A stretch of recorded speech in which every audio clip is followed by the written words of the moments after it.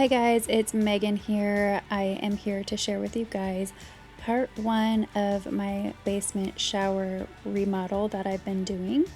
And I have shared with you guys a couple other videos which I will link in the description below. But I did hire a contractor to do my tiles and my plumbing, electrical, and install a vent, and got everything ready for me to tile. I found some tiles, as I shared with you guys before in a prior video. I will also link that below. I found it on a curb for free, so I was able to cut costs and save this from going to the landfill. And I was able to buy a really cool color to kind of match with alongside the coloring inside the tile that I found for free. So it was kind of more expensive to buy the tile that I liked, but at the end of the day, I think that it just will be a really nice touch to the bathroom shower and just kind of make it really just worth the money, I guess I should say. But I had my daughter's boyfriend help me with the first wall, and I also rented a wet saw from Home Depot, and he was able to help me with the cuts. I wasn't confident enough yet to make cuts with a wet saw, but I just kind of sat along watching the process on the first wall and then just helping him get the tiles put up on that first wall. And in order for me to do this second wall, I had to mix up a new thing of mortar the next day. And while I was waiting for that to set for about 15 minutes, I went ahead and cleaned up the grout lines on the first wall, so that way when I am ready to grout, it's all ready to go. And I had to do quite a bit of cleanup in some of the areas, which was really hard to get into. I would suggest using like a grout, like, I don't know, it's like a handheld tool. It's like a grout sander, and it's just like a little tiny almost kind of like a knife looking thing, and it has like a little sander on the end. Anyways, I ended up buying that to use to clean out the grout lines a little bit better, because the knife, and I used a knife, like a little steak knife, and then a little pocket knife to try to clean up some of those grout lines, but it just wasn't coming out in some of those smaller lines. I had to buy spacers that were like, I think, a 14th or an 8th or a 16th or something like that, and so they were quite small lines to get into the grooves with a tool, but I was able to get what I could underneath the grout line so that the grout would go in there nice and seal it up really well. Now, so the second wall, I was fortunately not have to make any cuts until the very top.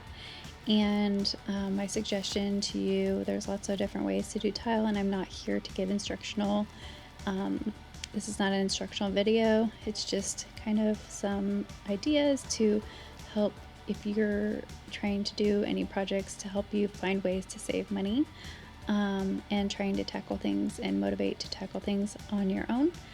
And if the time and money provides you to do that. But like I was saying, so the spacers here, you're supposed to leave a tiny little space in between the two joining walls, and I used cardboard box cut up and as a spacer in those areas, and then I had to use it on the very bottom as well. Unfortunately, I had a piece of wood on hand, so my suggestion would be to use that piece of wood, a piece of wood on the bottom, to measure out exactly what your tile length would be. So when you get to that bottom section, which is going to be your very last section, that you have very nice even space on the very, very bottom of the shower. And I think that's what majority of professional tilers do in the end anyway, is that they cut a piece for that bottom to perfectly fit the tiles once you're ready to do that very last bottom section. So I really had a hard time between colors for grout and colors for all the different tiles that I've been using, and then also for the wall on this other side, I use that feathered kind of cement look, and I am still not 100% confident that I want to keep that feathered wall. I do like the feathered look, but I think I might do some sort of like a faux lime wash and do it more of like a gray color, because with the gray and black pebble flooring and then the gray grout that I ended up using that matches the grout in the floor, I think it would go better if I kind of tone it more to like a gray tone. But as you can see here, I got all the tiles laid up. This is actually a third day going into this this tiling the shower project. And so as long as you're reading the package material instructions, you're going to be just fine, and it tells you kind of what you need to buy and what you need to get.